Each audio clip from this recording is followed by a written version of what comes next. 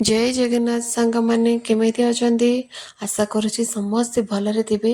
प्रभु श्री जगन्नाथ आपण मानकु समस्त को एमती भलरे रखि थांदु। आउ आपण माने भी एबे किछि दिन जानि दिबे कि मोर देह एबे किछि दिन हबो भल नथिला। आ आपण माने मो वॉइस रो भी जानि परतिबे मो देह एबे भी ठीक हेइनी। बट हाँ मो ट्राई कली आज गोटे वीडियो पोस्ट करबा पई। तो एमती ट्राई करबी सबुदिन मो वीडियो पोस्ट करबा पई। बट देह खराब जो हो जाଉଛି ସେଥିପାଇଁ ମୁଁ ଠିକ୍ ଟାଇମ୍ରେ ପୋଷ୍ଟ ବି କରିପାରୁନି। ତ ସରି ଆପଣମାନେ ମୋତେ କ୍ଷମା କରିଦେବେ।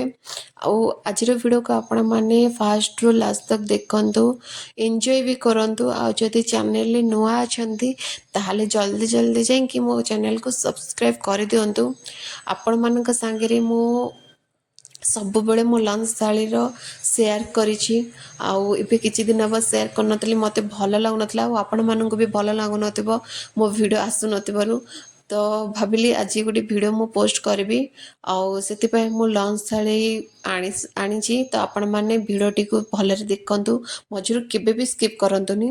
ଆଉ ଦେଖନ୍ତୁ ମୋ ଲଞ୍ଚ ଥାଳିରେ ଆଜି କ'ଣ ଅଛି।